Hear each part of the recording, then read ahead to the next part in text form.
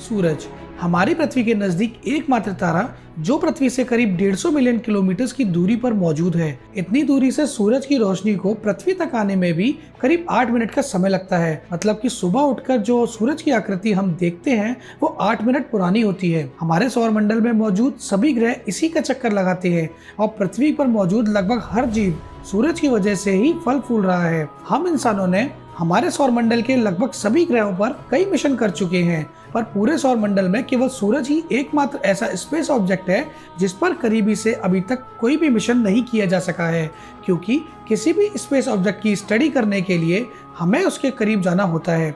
लेकिन दोस्तों, सूरज के करीब जाना हमारे लिए इतना आसान नहीं है, क्योंकि सूरज से निकलने वाली सोलर विंड सूरज के करीब आने वाली हर चीज को जला के रख देगी।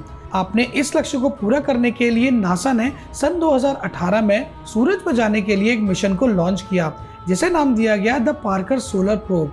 आज की वीडियो में हम इसी मिशन की बात करेंगे। नमस्कार दोस्तों, मेरा नाम है आकाश और मैं आपका स्वागत करता हूं अंतरिक्ष यात्रा चैनल में। तो चलिए चलते हैं अपने सूरज की यात्रा पर। सन 1958 में पहली बार अमेरिका की नेशनल एकेडमी ऑफ साइंस में एक कम्युनिटी द्वारा एक ऐसे मिशन पर काम करने की बात कही गई जो बिल्कुल असंभव सा था। लेकिन हम इंसान हमेशा से ही हर असंभव में संभव कहीं ना कहीं ढूंढ ही लेते हैं। इस कम्युनिटी में बहुत से अलग अलग मिशनों को शामिल किया गया था, लेकिन इस प्रस्ताव को उस समय कम बजट होने की वजह से आगे के लिए टाल दिया गया।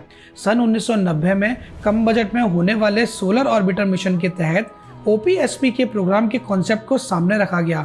OPSP यानी आउटर प्लैनेट सोलर प्रोब, एक ऐसा मैन मेड प्रोब जो कि सोलर एनर्जी से चलेगा। इस प्रोग्राम में 3 मिशन को शामिल किया गया था, जिसमें पहला था द सोलर ऑर्बिटर मिशन, दूसरा द प्लूटो क्वाइपर एक्सप्रेस और तीसरा यूरोपा ऑर्बिटर मिशन। लेकिन 2003 में यूनाइटेड स्टेट फेडरल बजट के अंतर्गत कई कारणों की वजह से एक बार फिर से इसे कैंसिल कर दिया गया। लेकिन सोलर प्रोब ऑर्बिटर मिशन के इस कॉन्सेप्ट को ज्यादा समय तक नहीं रोका जा सका। सन 2010 में इस मिशन पर नए तरीके से काम करना शुरू हो गया और फिर इस मिशन का नाम बदलकर सोलर प्रोब प्लस रखा गया। फाइनली इतनी प्रॉब्लम से गुजरने के बाद इस मिशन को ग्रीन सिग्नल मिल ही गया और फिर शुरुआत हुई सूरज से आंख मिलाने की। करीब 7 साल के लंबे समय के बाद मई 2017 में इस मिशन की तैयारी पूरी हुई, जिसको तैयार करने में करीब $1.5 बिलियन का खर्च आ गया था। फाइनली 12 अगस्त 2018 में डेल्टा 4 हैवी रॉकेट के जरिए सोलर प्रोब मिशन को सफलतापूर्वक लॉन्च किया गया। इस मिशन का उद्देश्य सूरज के सबसे करीब पहुंचकर बिना अपने साइंटिफिक इंस्ट्रूमेंट को नुकसान पहुंचाए सूरज की स्टडी करना था और ये भी जानना था कि जहां सूरज की सबसे निचली सतह का तापमान लगभग 5500 डिग्री से लेकर 10,000 डिग्री तक होता है, वहीं दूसरी तरफ इसकी ऊपरी सतह, जिसे हम कोरोना के नाम से भी जानते हैं, उसका तापमान लगभग 2 करोड़ कैसे। दोस्तों, सूरज के कोरोना की स्टडी करने का मेन रीजन नासा के फेमस एस्ट्रोफिजिसिस्ट सर ह्यूजन पार्कर की एक थ्योरी है, जिसके अंतर्गत उन्होंने ये बताया था कि सूरज सुपरसोनिक सोलर विंड्स को रिलीज करता है और इन सोलर विंड्स का असर हमारे सौरमंडल के हर ग्रह पर होता है।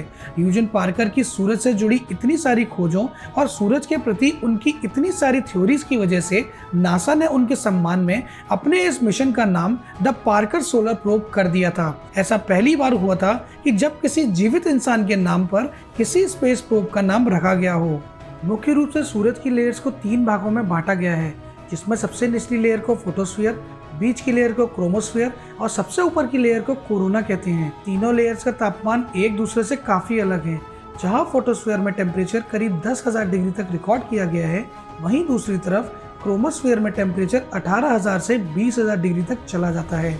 लेकिन इन दोनों के बीच बिल्कुल विपरीत कोरोना का टेम्परेचर करीब 20 लाख डिग्री से लेकर 2 करोड़ डिग्री तक देखा गया है। वैज्ञानिक आज भी कोरोना के इतने बढ़े हुए टेम्परेचर को समझ नहीं पाए हैं। पार्कर सोलर प्रोब को जब लॉन्च किया गया था, तब इसकी स्पीड 7,20,000 किलोमीटर पर आवर की थी और ये अनुमान लगाया जा रहा था कि ये इस स्पीड के सहारे जल्द ही सूरज के सबसे करीब पहुंच जाएगा। इस मिशन का मुख्य मकसद सूरज के सबसे करीब रहकर उसे स्टडी करना था। लेकिन इस मिशन में सबसे बड़ी चुनौती वैज्ञानिकों के सामने ये थी कि वो अपने इस प्रोब को सूरज की जलाने वाली गर्मी और उससे निकलने वाले रेडिएशन से कैसे बचाएंगे। नासा ने सूरज की तेज गर्मी से बचने के लिए इस प्रोब को इस तरह से डिजाइन किया है कि इसमें आगे की तरफ व्हाइट सोलर हीट शील्ड का इस्तेमाल किया गया है, जो कि सूरज की गर्मी को ऑब्जर्व करके इस शील्ड के पीछे लगे सभी मेन इंस्ट्रूमेंट को सुरक्षित रखेगा। ये शील्ड करीब 8 फीट लंबी और 4.5 इंच मोटी कार्बन से बनी हुई है, जो कि बहुत ही आसानी से सूरज से निकलने वाली गर्मी को झेल लेगी।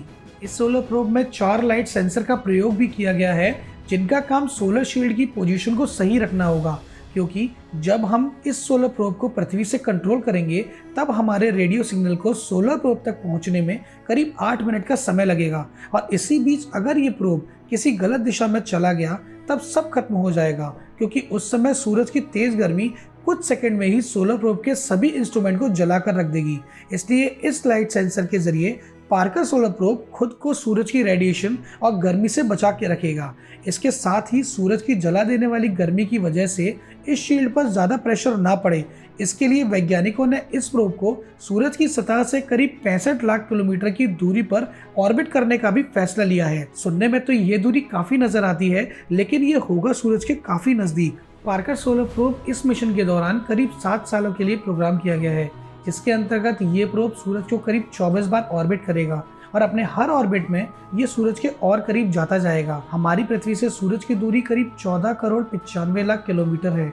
अब इस स्पेस प्रोब को सीधे वहां भेजना नामुमकिन था। लॉन्च करने के 2 महीने बाद 3 अक्टूबर 2018 को इस प्रोब ने अपने पहले वीनस फ्लाईबाई को अंजाम दिया। इस दौरान सोलर प्रोब ने वीनस ग्रह की ग्रेविटी का इस्तेमाल करके सूरज की तरफ कदम बढ़ाया और पहली बार ये सूरज के सबसे करीब से ऑब्जर्व करने वाला ऑब्जेक्ट बना। नासा का कहना है कि अगर यह सब कुछ प्लानिंग के हिसाब से चला तो ये सोलर प्रोब 19 दिसंबर 2024 को अपने आखिरी ऑर्बिट को अंजाम देगा। तब ये सूरज की सबसे करीब लगभग 60 लाख किलोमीटर की दूरी पर होगा, यानी कि पार्कर सोलर प्रोब उस समय सूरज के कोरोना के अंदर होगा। ये मानव इतिहास में पहली बार होगा जब मानव द्वारा बनाया गया कोई स्पेस ऑब्जेक्ट सूरज के इतने करीब जाएगा। ये वो दूरी होगी सूरज से जो अब तक हम सिर्फ सपने में ही सोच सकते थे, और इसके आगे जाने की हम सोच भी नहीं सकते, क्योंकि इसके बाद सूरज का तापमान हमारी कल्पना से भी कई ज्यादा होगा। पार्कर सोलर प्रोब अगले 7 सालों तक सूरज के कोरोना,